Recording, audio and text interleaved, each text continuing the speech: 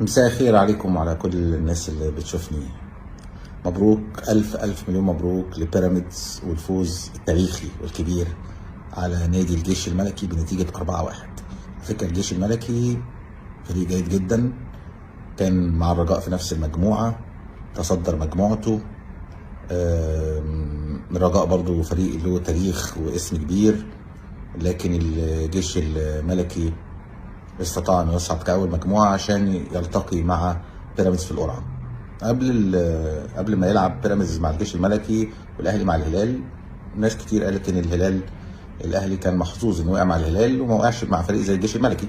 الجيش الملكي يعني كان وصيف دوري المغربي الموسم الماضي، الجيش الملكي برضو السنه دي كان من الفرق المقدمه في الدوري المغربي، فريق جيد عنده لعيبه جيدين جدا، فريق قوي جدا. سبق قبل كده ان بيراميدز لعب معاه ما عرفش يكسبه ولا رايح ولا جاي، وبالتالي لما يجي يكسب 4-1 دي نتيجه مفاجاه بصراحه. اما البعض كان يعتقد ان الاهلي هيلتهم الهلال السوداني يعني، والصراحه ان الاهلي كان عادي. ممكن برضو مشاكل اللي مرت على الفريق من انسحاب النادي الاهلي امام الزمالك وكثره المشاكل والكلام في الامور ديت، بجانب ايضا الاهلي بقى له فتره كبيره جدا ما لعبش ماتش رسمي. اعتقد كل الحاجات دي اثرت على النادي الاهلي وعلى لعيبته، لانه حتى مستوى اللاعبين داخل الملعب تحس ان هم بعيد عن الفورمه او بعيد عن مستوى اللياقه البدنيه او فورمه المباريات الرسميه. النادي الاهلي كان بعيد، وطبعا اعتراض على الحكم اللي ادار لقاء امس يعني بصراحه يعني غير مبرر. بغض النظر كان 6 دقايق، كان المفروض يحسب 8 دقايق.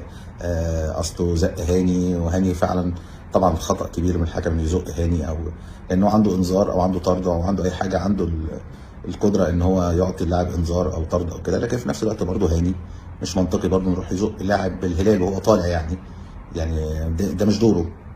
طبعا اعتراض كبير جدا وقوي جدا من لعيبه الاهلي والجهاز الفني بعد اللقاء على حكم المباراه. وهنا السؤال، ده حكم اجنبي والاهلي وجهازه الفني غير راضي، وبرضه الحكم المصري اللي ادى الى انسحاب النادي الاهلي لانه مش راضي عن التحكيم المصري. وده اللي هيودينا يا جماعه لقرارات رابطه الانديه اللي لغايه دلوقتي انا مش فاهمها. رابطه الانديه بتاخد قرار باحتساب نتيجه لقاء الزمالك والاهلي 3-0 للزمالك بعد انسحاب النادي الاهلي، بجانب ايضا ان خصم 3 نقاط في نهايه الموسم. وكتبت في تقريرها انه يعني دي القرارات ودي قرارات لجنه المسابقات وده قناعات رابطه الانديه. خلاص خلصنا. بس كتبت حاجه كده في الاخر، قالت ولكن احنا ملتزمين بقرارات اللجنه الاولمبيه. طبيعي ومنطقي ان اتحاد الكوره ورابطه الانديه يعني ملهاش علاقه بلجنه الانديه او اللجنه الاولمبيه ملهاش علاقه بمسابقات كره القدم يعني، لكن في النهايه غريبه ان رابطه الانديه تقول هذا الكلام، ولكن قالت انا ملتزمه بقرار اللجنه الاولمبيه. راح القرار، الكل كان يعتقد ان قرار اللجنه الاولمبيه هيطلع لصالح النادي الاهلي، ولكن اللجنه الاولمبيه والناس المسؤوله عن مستشارينها يعني طلعوا قرار قالوا ان كل الكلام صح، وان رابطه الانديه عندها حق وكل الاجراءات كانت سليمه، وان الاهلي ما كانش عنده معرفش ايه وقالوا اقروا بالعقوبه اللي عملتها رابطه الانديه. فالنادي قال الاهلي قبل ما يطلع القرار ده بيوم راح لجنه التظلمات. لجنه التظلمات دي ما فيش حد اقوى منها، يعني لجنه التظلمات دي ما ينفعش اتحاد كوره او اي حاجه يلغي قرارات لجنه الانضباط او التظلمات. بتروح لجنه لو في قرارات لجنه التظلمات انت في لجنه المسابقات فبتروح لجنه التظلمات بتتظلم. لجنه الانضباط لما بيجي لها حاجه بتاخد قرار، ممكن تروح بعد كده لجنه التظلمات. فلجنه التظلمات دي برضو قرارها قوي يعني. فالنادي الاهلي راح لجنه التظلمات، راح فجاه كده لقينا النادي الاهلي بيبعت لرابطه الانديه تاني وللجنه الاولمبيه تاني. طب ما خلاص انت بعت والناس ناقشت ورابطه الانديه انت على خلاف معاها من الاساس، بدليل كمان ان انت رحت لجنه التظلمات. فنفاجئ ان رابطه الانديه اللي قالت ان انا ملتزمه بقرارات اللجنه الاولمبيه واللي هي طلعت القرار من البدايه هي اللي بتلغيه، وبيقول لك ظروف قهريه. اذا كان يا جماعه لما الزمالك انسحب من 3 سنين كده ايام عمرو الجنايني اللي كان بيتقال عليه انه زملكاوي يعني او ان هو يعني هيحابي نادي الزمالك يعني، فكان ساعتها مطر وزعابيب والملعب غرقان والنادي الاهلي عشان يوصل الملعب اتاخر وطلع عكس الاتجاه، فاكرين القصه دي يعني. والزمالك ما عرفش ما وصلش وتريقه بقى على الاتوبيس وكان في ظروف قهريه يعني، الطقس كان غير طبيعي، لكن برضو كعب والزمالك ما جاش والقصص دي يعني، وتم احتساب النتيجه لصالح النادي الاهلي.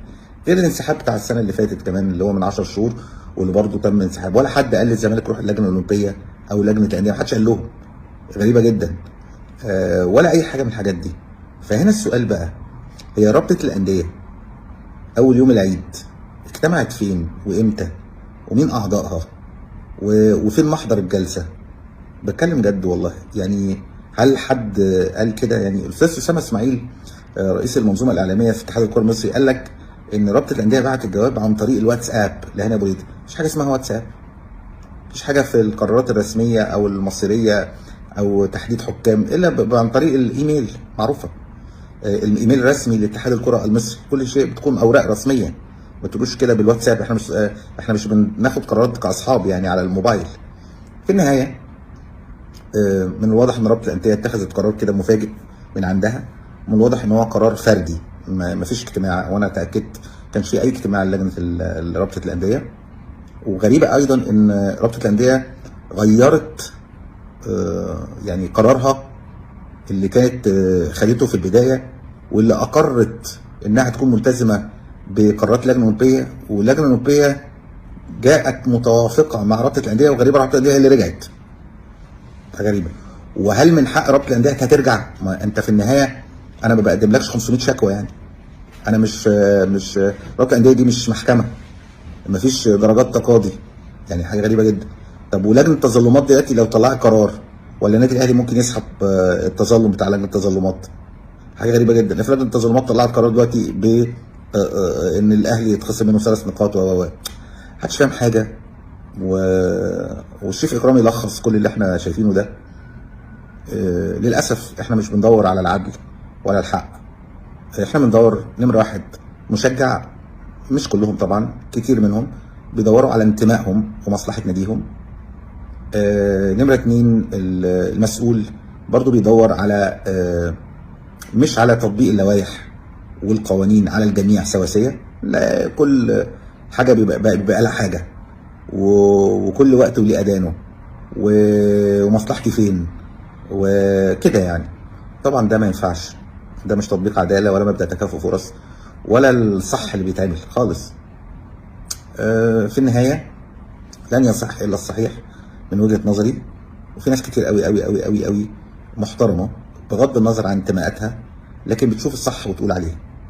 وعلى فكره اللي بيشوف الصح ويقول عليه رغم ان ممكن يكون ضد انتمائه، ده شخص فعلا عنده قيم وعنده عقل وعنده منطق وعنده مبادئ وعنده مثل، وبيشوف الحق ويقوله.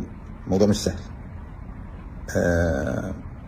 في النهاية احنا حاجة غريبة جدا اللي احنا بنمر بيه ده، ولن ينصلح حال الكرة المصرية الا اما الجميع يكون سواسية، والا اما مسؤول يطبق اللائحة كما هي، ونروح لدرجات التظلم الطبيعية، وناخد حقنا عن طريق اللوائح والقوانين، مش عن طريق التليفونات والصداقات ونيجي على حق غيرنا.